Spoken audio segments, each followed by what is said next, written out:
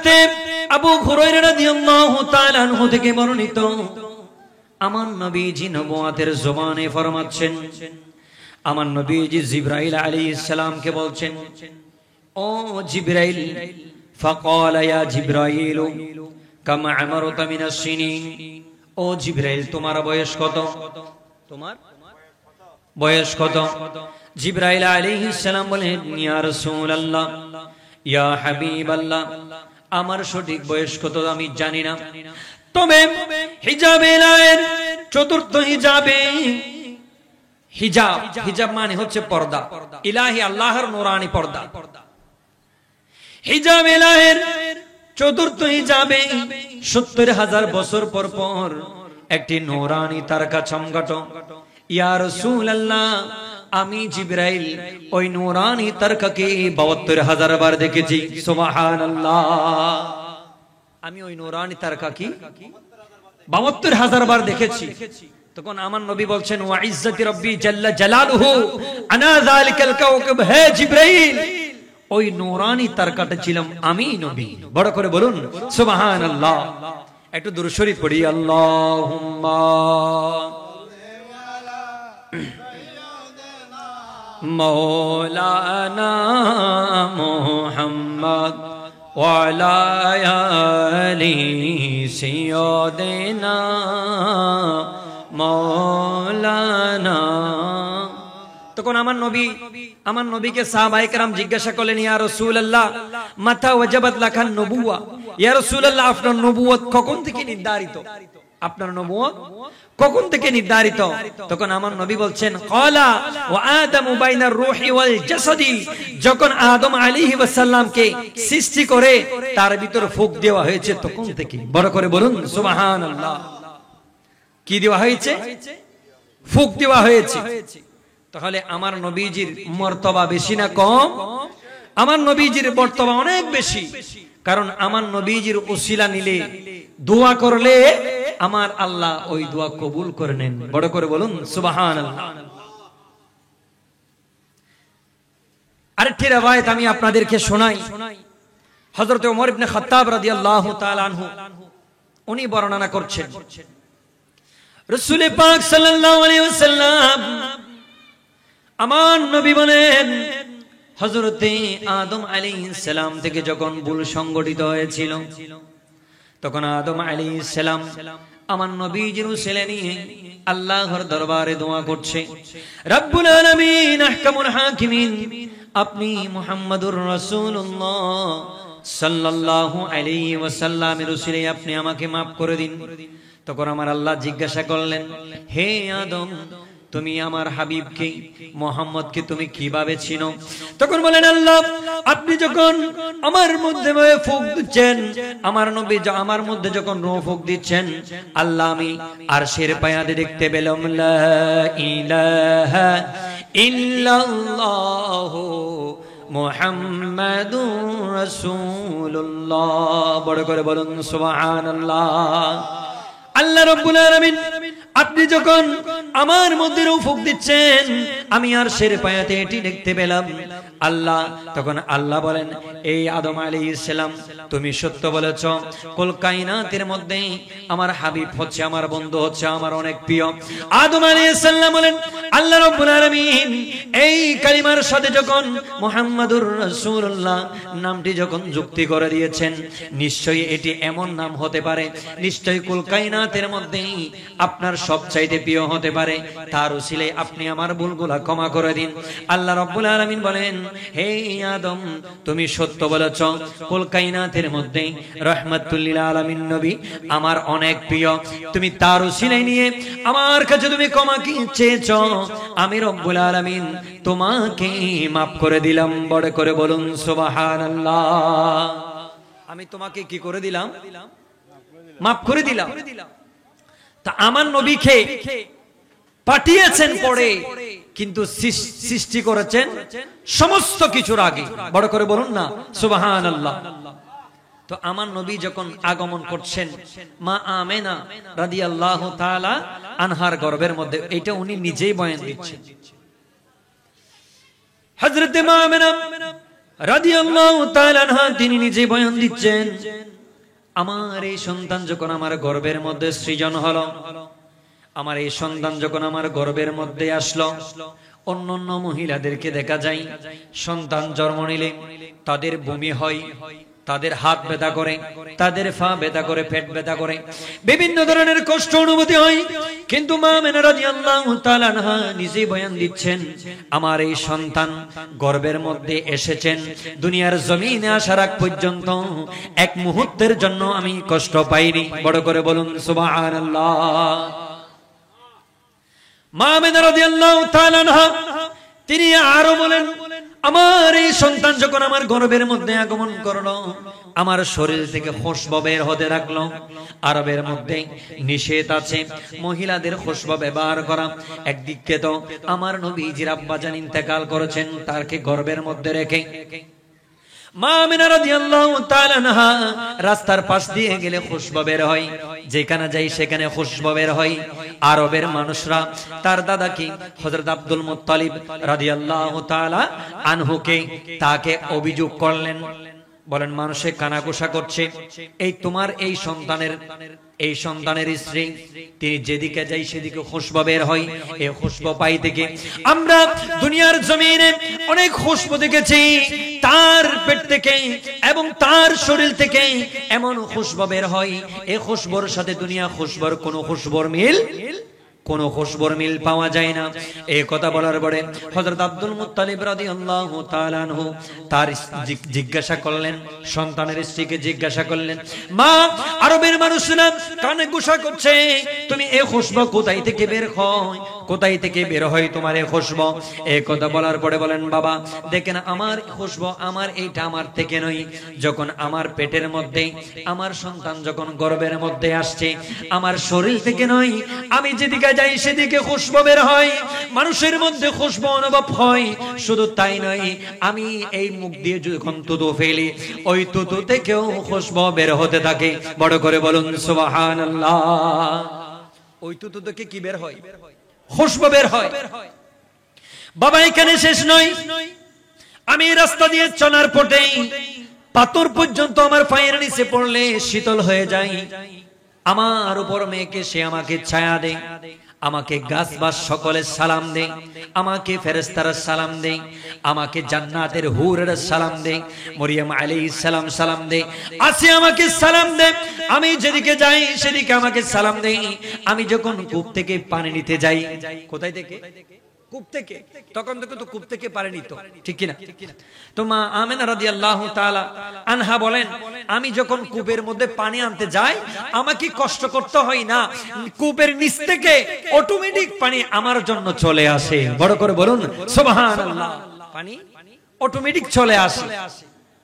তাহলে এই রাহমাতুল লিল আলামিন নবীজি গর্ভের মধ্যে আগমন করেছেন, নবীজির সাথে যেটা বেজেছে, যেই নবীকে ভালোবেসেছে সে দামি হয়েছে। বড় করে বলুন সুবহানাল্লাহ। পৃথিবীর মধ্যে কতগুলা গাছ আছে হিসাব করে পারবেন? পারবেন না। এইরকম প্লাস্টিক আমাদের এখানে এখন তো সবকিছু প্লাস্টিকের চলে আসছে। পৃথিবীর মধ্যে অনেক প্লাস্টিক তৈরি হয় না? আচ্ছা, এই প্লাস্টিক কি কোনো দাম আছে? এমনি কোন কাজের ক্ষেত্রে দামি আর কি। আমি যেটা বোঝাতে চাচ্ছি, যখন কোরআন শরীফ যখন একটা কাঠের রিয়ালের মধ্যে রাখি, তখন ওই রিয়ালের মধ্যে ফা বাসলে আমরা সালাম করি কিনা? একটু কথা বলেন, সালাম করি কিনা? প্লাস্টিকের রিয়াল যখন কোরআন শরীফ ওইখানে রাখি, ফা বাসলে সালাম করি কিনা? তসবিহ ফায়ের মধ্যে বাসলে সালাম করি কিনা? এই কোরআন শরীফ, এই আমরা এই কাঠকে, এই রিয়ালকে সালাম করি কেন? কোরআন শরীফ যখন তার সাথে বাজেছে তখন সেটা দামি হয়ে গিয়েছে। বড় করে বলুন সুবহানাল্লাহ। আমার নবীর মাদ্রাসাকে আমরা মহব্বত করি না? করি তো? করি না? করি তো। ঈদে মিলাদুন নবীকে মহব্বত করেন না? করেন তো। তা সেই জন্য তো আমাকে এখানে বসাইয়েছেন। কেন? রাসূলের শান ও মান বয়ান করার জন্য, ঠিক কি না? তো রাসূল পাক সাল্লাল্লাহু আলাইহি সাল্লাম এমন দামি, মা আমিনা রাদিয়াল্লাহু তাআলা আনহা বলেন, ওই সন্তান জন্ম হওয়ার পর থেকে স্বাভাবিক মহিলাদের যে কষ্ট হয়, আমার এই কষ্ট কখনো অনুভূতি হয় নাই। বড় করে বলুন সুবহানাল্লাহ।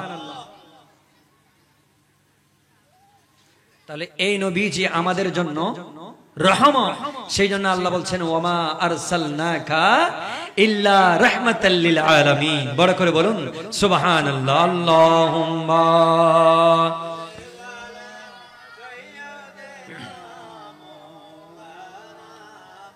ওয়া আলা আলি সাইয়্যিদিনা মাওলানা মুহাম্মদ।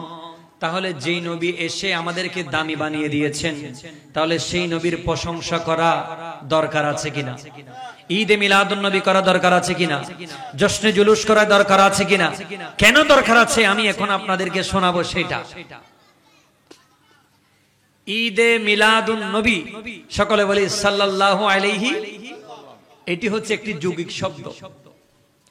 তিনটি শব্দের সমন্বয়ে এটি গঠিত। ঈদ, মিলাদ, নবী। কয়টি হলো? একটু বড় করে বলেন কয়টি? ঈদ, মিলাদ, নবী। এখন এই তিনটি শব্দ আমি আপনাদেরকে বিশ্লেষণ করে শোনাবো। ঈদ মানে খুশি, বলেন না? ঈদ মানে আনন্দ, উৎসব, ঠিক কিনা? তো আমরা জুমার দিন যখন নামাজে যাই, ওই দিন ঈদের দিন নয়? আরফার দিন ঈদের দিন। আমাদের ঘরে যখন কোন ধরনের সন্তান জন্ম হয়, সকলকে হাসি মুখে আমরা মিষ্টি পান করাই, তখনও ঈদের দিন। এখন অনেকে বলে দুইটা ঈদ ছাড়া আর কোন ঈদ? তাহলে ঈদের সংখ্যা বুঝতে হবে। ইবনে মনজুর রাহমাতুল্লাহ আলাইহি উনি বলছেন আল ঈদু কুল্লা ইয়াউমিন ফি জামাআ, সমবেত হওয়ার প্রত্যেক দিনকে ঈদ বলা হয়। বড় করে বলুন সুবহানাল্লাহ। সমবেত হওয়ার প্রত্যেক দিনকে এইটু এখন ঈদের দিন, ঠিক কিনা? তো ঈদ মানে খুশি। গভীর মনোযোগ। যখন মানুষ মারা যায় তখন আমরা তো সমাবেত হই, হয় কি হয় না? সমাবেত হই, কিন্তু তখন কি কোনো খুশি থাকে? তখন কোনো খুশি থাকে না। ওইটা কিন্তু ঈদের দিন বলতে পারবেন না, ঠিক কিনা?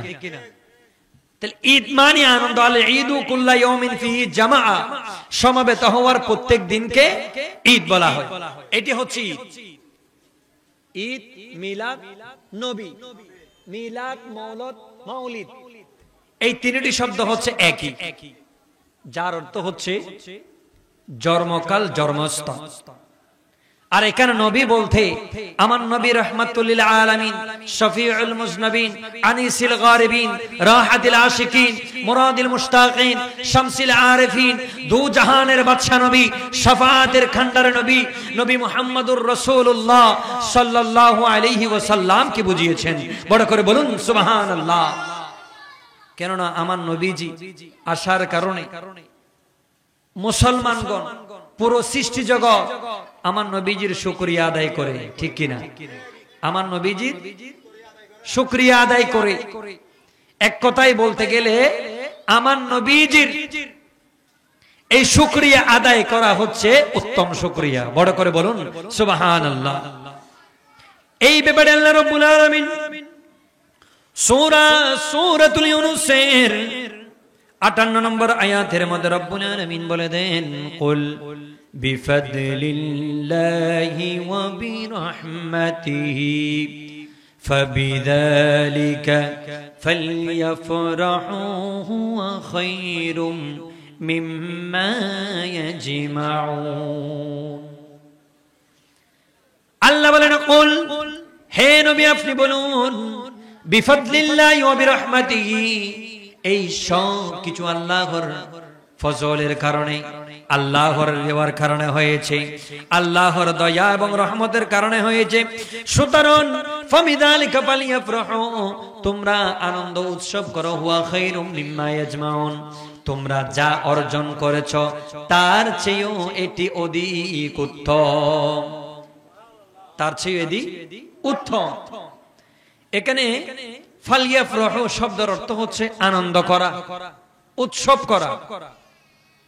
তো এখানে আমরা উৎসব পালন করছি, কোন ধরনের কি নাচ গান হচ্ছে? অপসংস্কৃতি কোনো কিছু হচ্ছে? এখানে আল্লাহর জিকির করা হচ্ছে, কোরআনের তাফসীর করা হচ্ছে, হাদিসের বয়ান হচ্ছে। তাহলে এই কাজটি ভালো নাকি খারাপ? একটু বড় করে বলেন, ভালো নাকি খারাপ?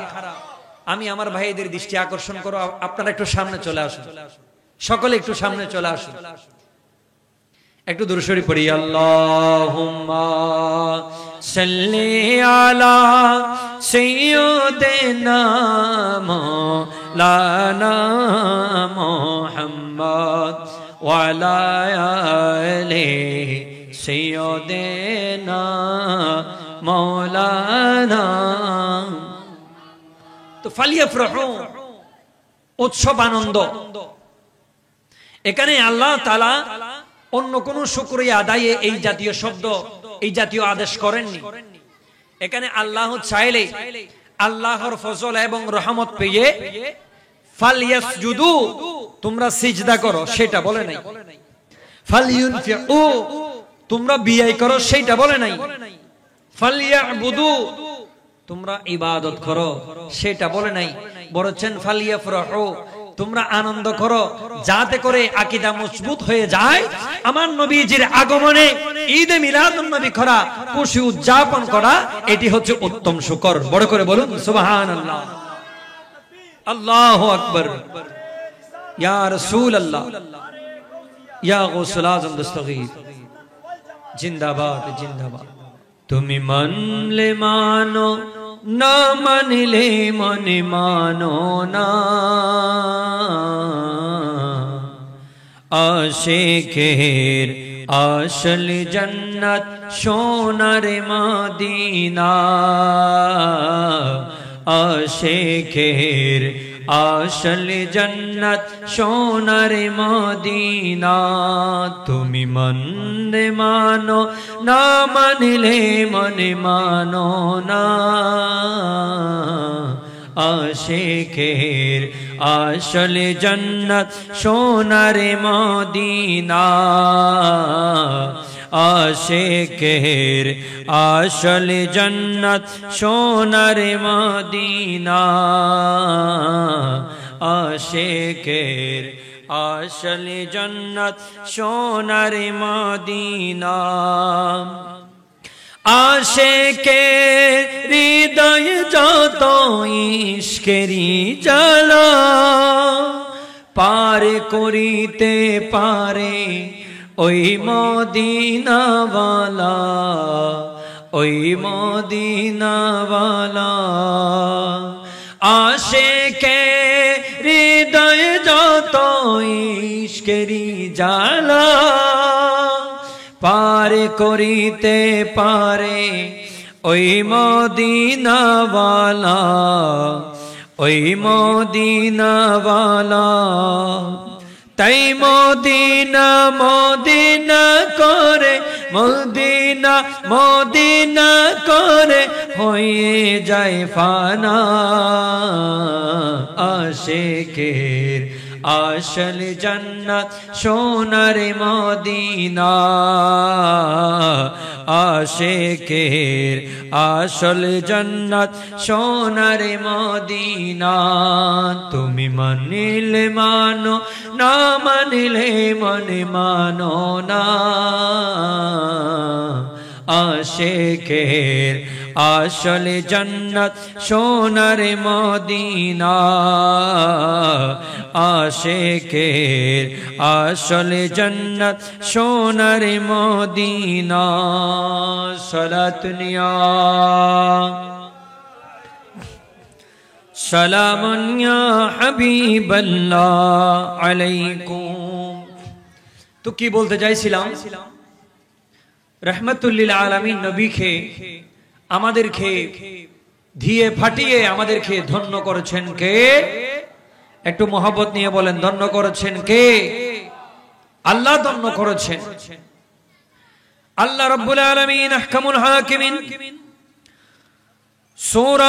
সূরাতুন নিসার 83 নম্বর আয়াতের মধ্যে রব্বুল আলামিন বলেন, ওয়ালাউলা ফাদলুল্লাহি আলাইকুম ওয়া রাহমাতুহু লাত্তাবা'তুমুশ শাইতানু ইল্লা কলিলা।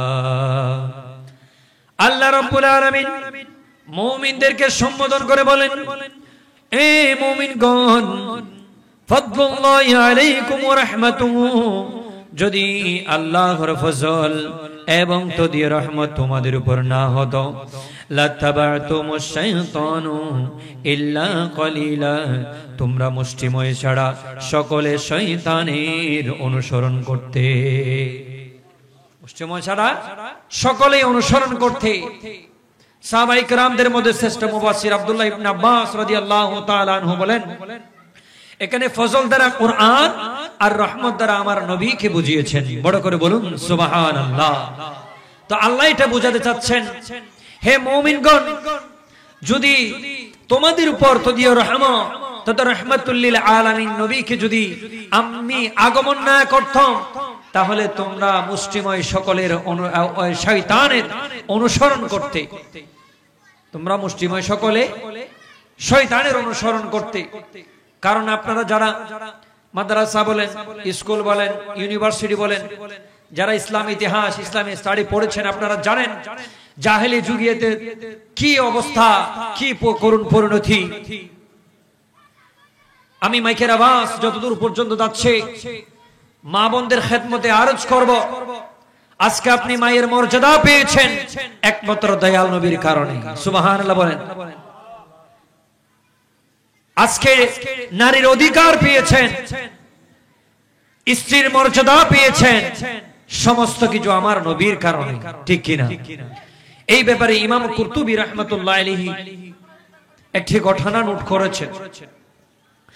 তিনি বলেন, রাসূল পাক সাল্লাল্লাহু আলাইহি ওয়াসাল্লাম সাহাবায়ে কেরামদেরকে নিয়ে মজলিসের মধ্যে বসে থাকতেন। আমার নবী দেখতে পেলেন একজন সাহাবা সব সময় চিন্তিত অবস্থায় ওই মজলিসের মধ্যে বসে থাকত। একদিন নয়, দুই দিন নয়, আমার নবী যখন কিছুদিন যাবত তাকে দেখতে পাচ্ছেন, আমার নবী তাকে জিজ্ঞাসা করলেন, ও আমার সাহাবা, তুমি এইভাবে সব সময় চিন্তিত অবস্থায় বসে থাকো কেন? তখন ওই সাহাবা বলেন, ইয়া রাসূলুল্লাহ, ইয়া রাসূলুল্লাহ, আমি মুসলমান হলেও আল্লাহ আমাকে জান্নাতে দিবেন কিনা আমি জানি না। আল্লাহ আমাকে জান্নাতে দিবেন কিনা আমি জানি না। আমার নবী বলেন, কেন?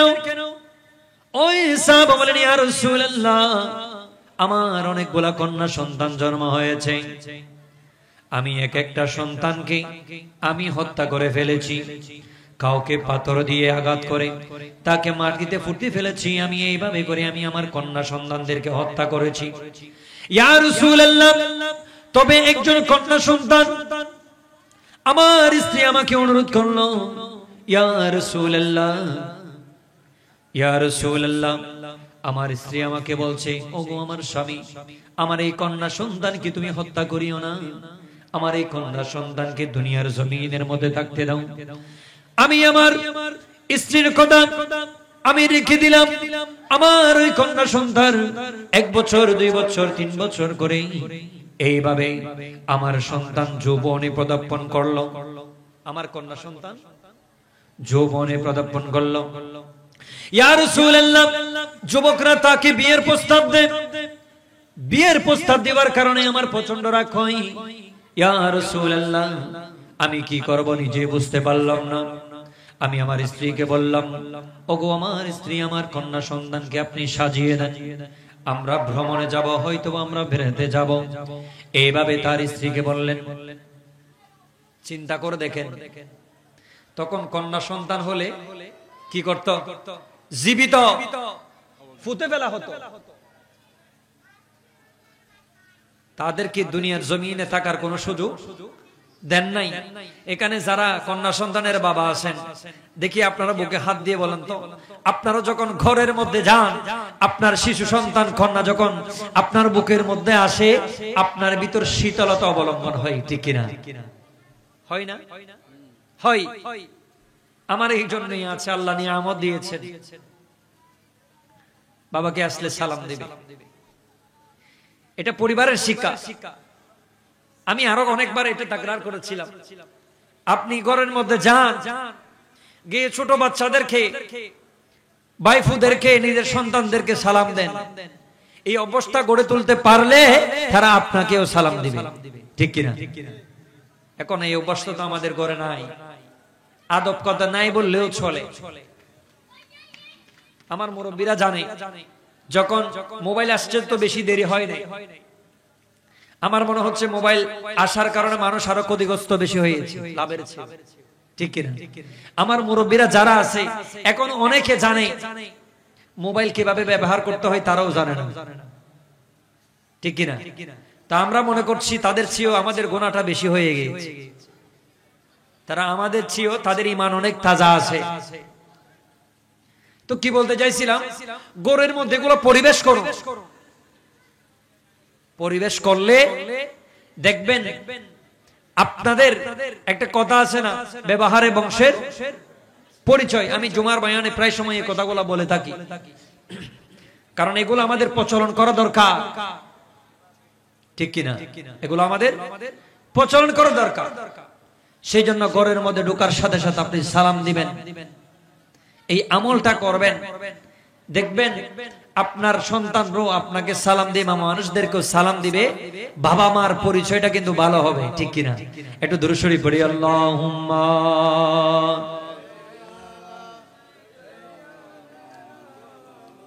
ওয়া আলা আলি সাইয়্যিদিনা মাওলানা। কি বলতে চাইছিলাম, ইয়া রাসূলুল্লাহ, আমি আমার অনেক কন্যা সন্তানকে হত্যা করেছি। আমার ওই কন্যা সন্তান যখন যুবতী অবস্থায় পরিণত হয়েছে, তাকে অনেক পুরুষরা তাকে বিবাহের প্রস্তাব দিচ্ছে, এটা কিন্তু আমার সহ্য হচ্ছে না। ইয়া রাসূলুল্লাহ, আমি আমার স্ত্রীকে বললাম, আমার কন্যা সন্তানকে সাজিয়ে দাও, আমার কন্যা সন্তানকে ভালোভাবে সাজিয়ে দিয়ে আমার সাথে যাওয়ার জন্য অনুমতি দাও।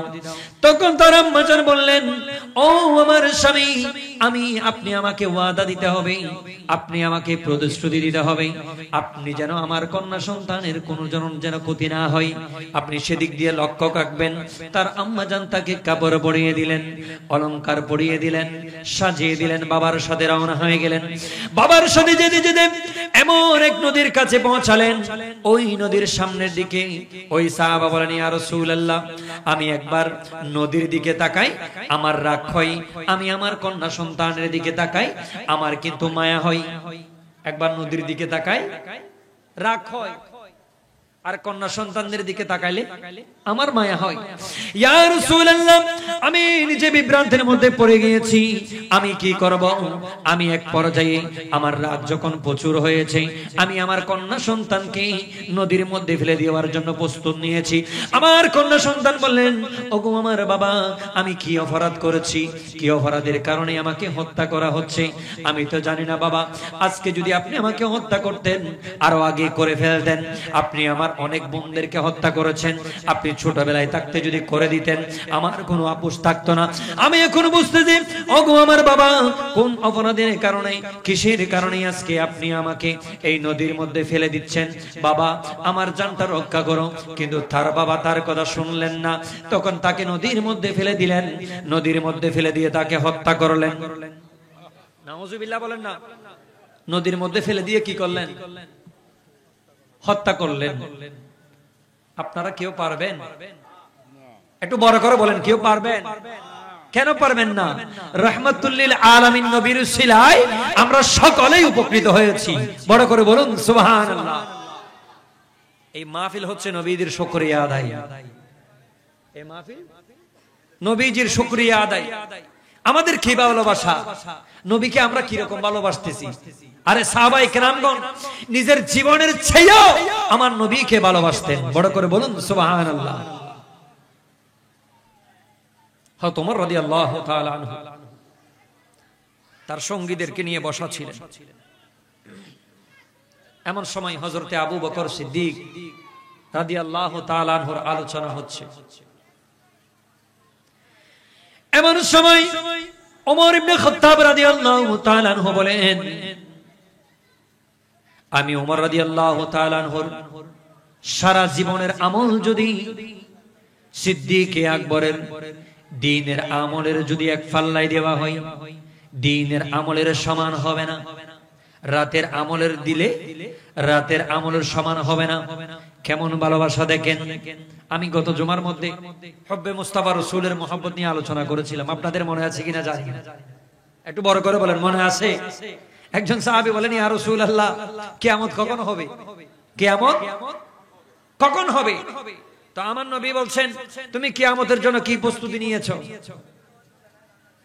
বলেন, ইয়া রাসূলুল্লাহ, কিয়ামতের জন্য তেমন কোনো নামাজ নাই, তেমন কোনো রোজা নাই, তেমন কোনো হজ নাই, দান সদকা কিছুই নাই।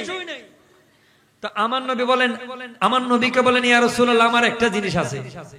তা আমার নবী বললেন, তুমি একটা জিনিস নিয়ে জান্নাতে যাবে, সেটা কি? সেটা হচ্ছে আল্লাহ এবং তার রাসূলের ভালোবাসা। বড় করে বলুন না সুবহানাল্লাহ। আল্লাহ এবং তার রাসূলের ভালোবাসা। ইয়া রাসূলুল্লাহ, এটার চেয়ে আমার আর কিছু বেশি নাই। ওই সাহাবী দেখেন, কোন নামাজের কথা বলে নাই, কোন রোজার আমলের কথা বলে নাই, হজ্জের কথা বলে নাই, দান সদকা খায়রাত এগুলোর কথা বলে নাই, বলেছেন রাসূলের মহব্বতের কথা। বড় করে বলুন সুবহানাল্লাহ। রাসূলের মহব্বতের কথা। তখন আমার নবীজি নবুয়তের জবানে বলছেন, তুমি যাকে ভালোবাসো কিয়ামতের ময়দানে তুমি তার সঙ্গে হবে। বড় করে বলুন সুবহানাল্লাহ। তো আমরা রাসূলের ভালোবাসা চাই কি চাই না? আরো বড় করেন, হাত তুলে বলুন, চাই কি চাই না? আমরা রাসূলের ভালোবাসা চাই। এটা হচ্ছে রাসূলের ভালোবাসার মহব্বতের বহিঃপ্রকাশ, ঠিক কিনা? তখন বর্ণনাকারী বলেন, ইসলাম আবির্ভাব হওয়ার পরে আমি মুসলমানদেরকে এত খুশি হতে দেখিনি যতটা খুশি হয়েছেন আমার নবীজির এই বাণীতে। বড় করে বলুন সুবহানাল্লাহ। আমার নবীজির এই বাণীতে। তো কি বলতে চাইছিলাম? সিদ্দিক আকবর, ওমর ইবনে খাত্তাব রাদিয়াল্লাহু তাআলা আনহু, তিনি বলেন, সিদ্দিক আকবর রাদিয়াল্লাহু তাআলা আনহুর আমলটি এমন আমল ছিল, সাওয়ার পর্বতের গুহার মধ্যে যখন আমার নবীকে নিয়ে গেলেন, ওই গুহার মধ্যে আমার নবীকে বলেন, ইয়া রাসূলুল্লাহ, আপনি এখন প্রবেশ করবেন না, আপনি এখন প্রবেশ করবেন না, ইয়া রাসূলুল্লাহ, আপনি প্রবেশ করবেন না। ওই গর্তের মধ্যে যদি কোনো ধরনের বিষাক্ত কিছু থাকে, সর্বপ্রথম আমি আবু বকর সিদ্দিককে দংশন করুক, আপনি রাসূলকে নয়। সুবহানাল্লাহ। কিছু থাকলে আমি নবীকে কি করুক? দংশন করুক, ইয়া রাসূলুল্লাহ, আপনাকে নয়। সিদ্দিক আকবর ওই গুহার মধ্যে প্রবেশ করলেন, সব কিছু পরিষ্কার পরিচ্ছন্ন করে দিলেন। কিছু ছিদ্র রইল, ওই ছিদ্রগুলোর মধ্যে কাপড়ের টুকরা দিয়ে সবগুলো বন্ধ করে দিলেন। কিন্তু দুইটি ছিদ্র বাকি ছিল। আমার নবীকে আহ্বান করলেন, আমার নবীকে আহ্বান করলেন, ইয়া রাসূলুল্লাহ, আপনি আসুন। আমার নবী যখন ওই গুহার মধ্যে কদম রাখলেন, সিদ্দিক আকবরের উরুর মধ্যে আমার নবীজি বিশ্রাম করছেন, মাথা মোবারক রেখে আমার নবী ঘুমাচ্ছেন। যে দুই ছিদ্র ছিল, ওই দুই ছিদ্র গুলা বরাট করার মতো কোনো খাবার ছিল না। সিদ্দিক আকবর দুই পা দিয়ে ওই ছিদ্র গুলা বন্ধ করে দিল, দুই পা দিয়ে ছিদ্র গুলা বন্ধ করে দিল। আমার নবীজি আরাম করতেছেন, এমন সময় দেখা যাচ্ছে বিষাক্ত কি জিনিস যেন সিদ্দিক আকবরের ফাইয়ের মধ্যে দংশন করেছে। বিষ আস্তে আস্তে আস্তে সিদ্দিক আকবরের সারা শরীরের মধ্যে চলে আসছে, সারা শরীরের মধ্যে চলে আসছে। সিদ্দিক আকবর কিন্তু নড়াচড়া করে না। কেন? আমার নবীজির ঘুমের মধ্যে ব্যাঘাত হবে বলে। বড় করে বলুন সুবহানাল্লাহ। আমার নবীজির ঘুমের মধ্যে ব্যাঘাত হবে বলে কি করে নাই, নড়াচড়া করতেছে না। এখন আমাদের শরীরের মধ্যে একটা কাটা ফুটলে কেমন বিষ লাগে, ঠিক কিনা? একটা সুই দিয়ে যদি আমাদেরকে ছিদ্র করা হয় কেমন বিষাক্ত লাগে। কিন্তু আল্লাহ রাসূলের সাহাবীগণ দেখেন,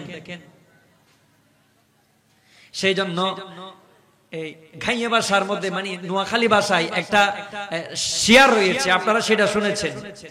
বিজ্ঞানীদের বিজ্ঞানী অঙ্গ নবীজি, বিজ্ঞানীদের বিজ্ঞানী অঙ্গ নবীজি, এরকম দয়াল নবী তু গায়ে হাইবানি, এরকম দয়াল নবী তু গায়ে হাইবানি, বিজ্ঞানীদের বিজ্ঞানী অঙ্গ নবীজি, বিজ্ঞানীদের বিজ্ঞানী অঙ্গ নবীজি। আবু বকর সিদ্দিকের শাফে কামরাইছে, অঙ্গ নবীর মুখের তুতুই বালা ওই গাছে, অঙ্গ নবীর মুখের তুতুই বালা ওই গাছে। সুবহানাল্লাহ বলেন। আবু বকর সিদ্দিকের শাফে কামরাইছে, অঙ্গ নবীর মুখের তুতুই বালা ওই গাছে, অঙ্গ নবীর মুখের তুতুই বালা ওই গাছে। এই বালা কি যেতে কেউ করতে হারেনি। পারিব না কি পারিব না? রাসূলের তো মোবারক যে কি আর গিন এক না কোন না কি এক না এক ন তো বিয়াগুন দিয়ে রানারে এক ন হইবে। খবরদার রাসূলের শানত এন কোন কথা না হইবে যাতে কোন ধরনের বিয়াদফি গুস্তাখি হয়ে যায়, বিয়াদফি গুস্তাখি হয়ে যায়। কারণ আল্লাহ রাসূলের জামানায় এমন কিছু মানুষ আমার নবীর সাথে শুধু উঁচু আওয়াজে কথা বলেছেন। কি বলেছেন? উঁচু আওয়াজে কথা বলার কারণে আল্লাহ সেটা নিষেধ করে দিয়েছেন। সুবহানাল্লাহ বলেন না। এটি আমার কথা নয়, কালামুল্লাহ শরীফের কথা। আল্লাহ রাব্বুল আলামিন বলেন, ইয়া আইয়ুহাল্লাযীনা আমানু লা তারফাউ আসওয়াতাকুম ফাওকা সাওতিন নবী ওয়ালা তাজহারু লাহু বিল কওলি كجهر بعضكم لبعض أن تحبط أعمالكم وأنتم لا تشعرون। বড় করে বলুন সুবহানাল্লাহ। আল্লাহ রাব্বুল আলামিন বলেন, ইয়া আইয়ুহাল্লাযীনা আমানু লা তারফাউ আসওয়াতাকুম ফাওকা সাওতিন নবী। তোমরা তোমাদের কথার আওয়াজকে নবীজির কথার আওয়াজের চেয়ে উঁচু করিও না। এই আয়াত আই জিবে পড়ে নিবে আমার আন নবীর রওজার উপরে সোনালী অক্ষর দিয়ে এই আয়াতিতে লেখা আছে। খনিকে যাইলি সাহেবেন আল্লাহ বলেন, হে ঈমানদারগণ, লা তারফাউ আসওয়াতাকুম ফাওকা সাওতিন নবী। তোমরা তোমাদের কথার আওয়াজকে নবীজির কথার আওয়াজের চেয়ে উঁচু করিও না। ওয়ালা তাজহারু লাহু বিল কওলি কাজাহরি বা'দুকুম লিবা'দ। তোমরা এক অপরের সাথে কথা বলতে গিয়ে যেভাবে কথা বলো সেইভাবে আমার নবীর সামনে বলিও না। সুবহানাল্লাহ বলেন না। তাহলে আদব শিক্ষা দিচ্ছেন কে? বড় করে বলেন, শিক্ষা দিচ্ছেন কে? আল্লাহ শিক্ষা দিচ্ছেন। আল্লাহ বান্দাদেরকে আদব শিক্ষা দিচ্ছেন।